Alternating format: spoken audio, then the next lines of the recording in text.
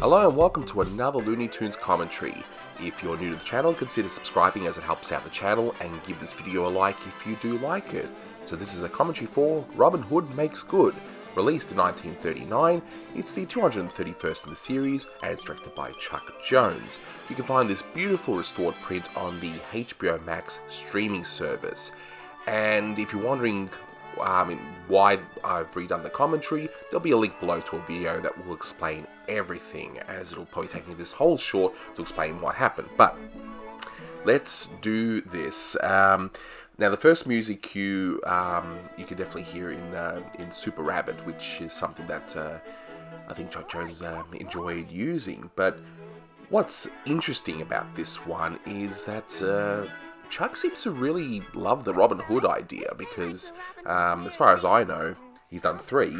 I don't know if he's done any more, because as I would have mentioned in previous commentaries, I haven't seen them all, so maybe he did another one, but as far as I know, there's 3. You've got Robin Hood Makes Good, you've got Rabbit Hood, and Robin Hood Daffy. And, you know, the other 2 are definitely way funnier than this one, and personally I think they're way better, but there is still a lot to like about this one.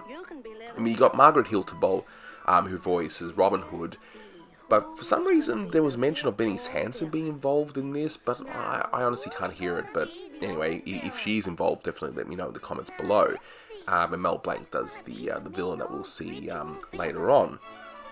Now, someone has found the opening title, which I will be putting a link below in the description. That would have possibly been over this over the very beginning of it. But I like these close-ups. I mean, especially with the shadows on the actual on the actual characters there when they do the close-ups. It seems like that was something that Chuck really enjoyed doing in a lot of these early, more Disney-esque type shorts. But here, clearly the focus wasn't so much on story. It's a very basic story. You just got, you know, these three little animals just wanting to play, you know, Robin Hood, and, you know, 2 gets kidnapped, and yeah, the Robin Hood, the little guy there, just rescues the other 2, and that's pretty much it. But the reason I mention that is because it's quite clear that Chuck just wanted to explore acting, because you get the sort of acting that you wouldn't have seen in many of the other Looney Tunes shorts around this time. I mean, there is definitely acting there. It's just, of course, approached differently, and here it's approached in such a way that it's, I don't know, it's just it's like Chuck is exploring the minds of all the characters, and that's something he would do pretty much his entire career. Even in his lesser works, if you look at them, you know, like for example the Duck Dodgers sequel, which, you know, a lot of people would agree it's one of his worst efforts. You know, there's still some things to admire about it, like in terms of the characters themselves. But look, it's not a particularly good cartoon. Don't get me wrong. I'm not going to all of a sudden defend that the Duck Dodgers sequel's a masterpiece. Now, as I mentioned before, the Mel Blanc does the voice of, you know, the bad guy here, and boy, he gets to really ham it up here. You know, I see it as like he was a professional from what I've read about him, but I could just see him just really taking a lot of joy in this role, just, you know, being able to ham it up, because with acting, it's really not that often you get to ham it up. You know, like playing over-the-top sort of villain. So, you know, here is fairly normal, but once he captures the 2 big, you know, big animals here, yeah, he gets to really act, and that was also something for Chuck to really explore different you know, camera angles and all that stuff.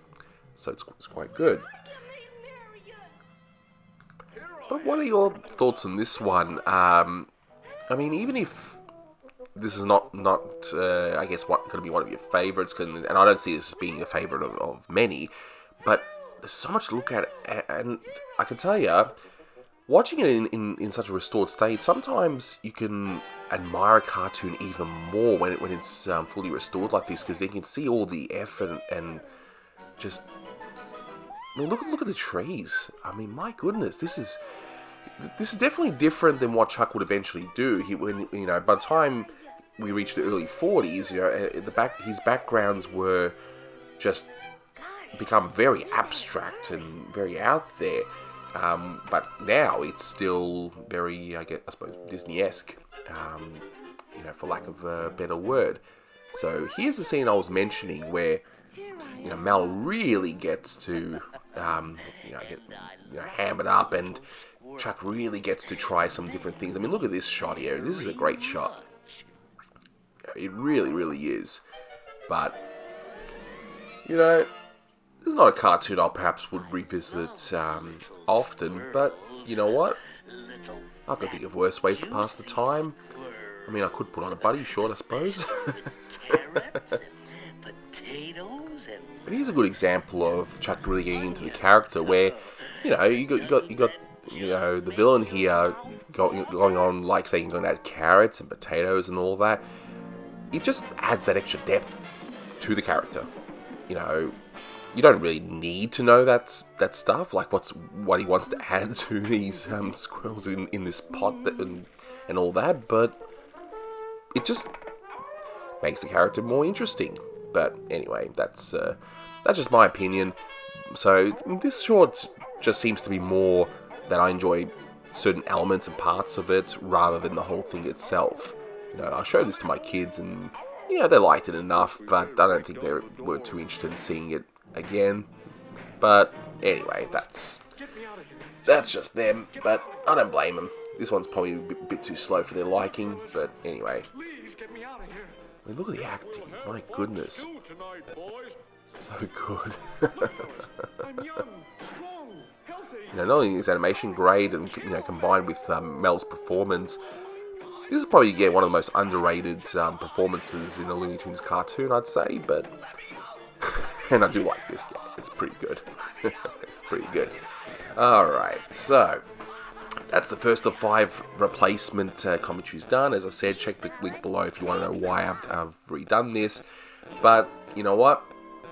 At least I don't have to redo the Buddy cartoons, so I'm happy with that. So, as always, thanks for listening, and thanks for all your support, and until next time.